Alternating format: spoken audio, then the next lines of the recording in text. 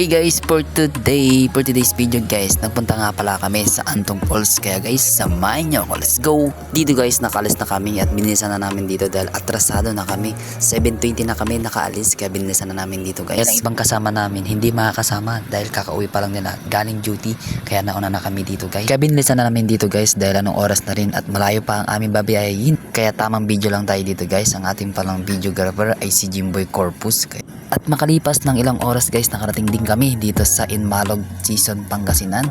At grabe, napakaganda pala dito sa Antong Falls. Ang ganda ng mga tanawin dito, napaka-relaxing at peaceful. At dito pala shoutout daw sa mga hindi sumama, mga drawing daw.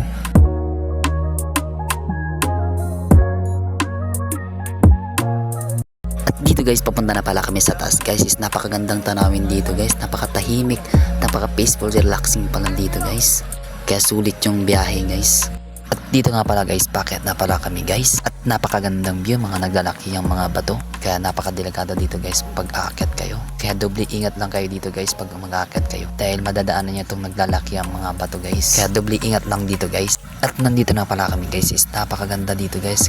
Napakalinaw ng tubig at naglalakihan ng mga bato. At ito nga pala yung nakuha ng video namin guys.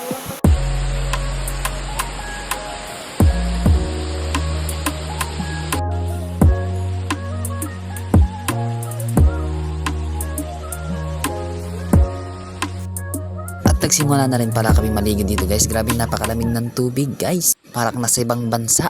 Pero dito lang yan sa Antong Falls sa Sisong Pangasinan. Kaya kahit napakalamig, sinulit pa rin namin guys dahil minsan lang to.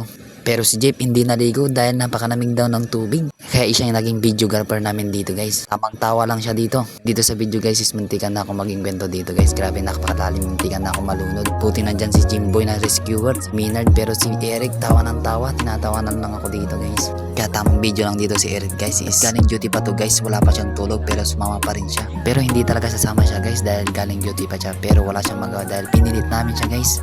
At dito nga pala guys is tatalo na si Jimboy. At ito guys, napakataas to guys. Kaya medyo natatakot dito si Jimboy. 100 feet pa ata to guys.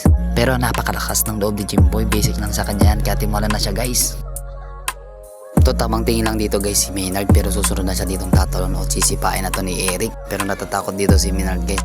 Dito guys, tatalon na si Maynard. I-check niya pa kung gaano kalalim. Tatalon na si Maynard pero natatakot si Maynard kasi napakataas. Sabi niya pagkatalon niya baka hindi na siya makabangon. Pero basic lang kay Maynard niyan guys dahil napakalaki ng bicep niyan. Pero nagdadalawang isip pa rin siya kung tatalon siya o hindi dahil napakataas daw. Kaya sinusugsugan lang siya ni Jimboy dito na tumalon. Dahil madali lang daw. Guys is nagbibilang pa dito si Maynard. Pero basic lang niyan kay Maynard guys. Paalam Maynard.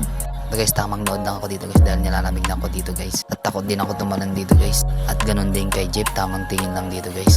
Tamang pakita lang ng bicep dito si Jeep guys. Dahil napakalamig daw dito guys. Hindi siya manaligo dito guys. Uy. After pala namin maligo guys, nagplano nga pala kami guys na dumiretso kami dito sa Baguio guys para magpa-picture dito sa sikat na Lion Head. May kasabay pala kami na paakyat sa Baguio guys. Ito nga yung nakasama namin sa Antong Falls. Dahil nabanggit namin sa kanila na aakyat kami sa Baguio guys. At sumabay na sila guys at sila ang may alam na daan. Kaya tamang sunod lang kami dito guys dahil hindi namin alam papuntang ditong Baguio, baka maligaw kami guys. At ito nga pala yung sikat na tunnel dito sa Baguio guys. Maayos at maganda na pala dito guys ang daan. Kaya smooth lang ang takbuhan dito guys. Piro ang daan guys dahil pababa at pataas na rin dito guys at zigzag yung daan. At dahil first time namin guys nahirapan kaming daanan dito guys. Nakakahilo pala guys. At dito nga pala guys yung kasama pala namin guys napapagas nila dito guys. Kaya buti may gasolinan dito sa taas ng Baguio guys. At makalipas ng 2 oras guys nakarating na rin pala kami dito guys sa Lion Head. Makikita dito guys ang mga magagandang video guys. Kaya sulit yung biyaheng 2 hours guys.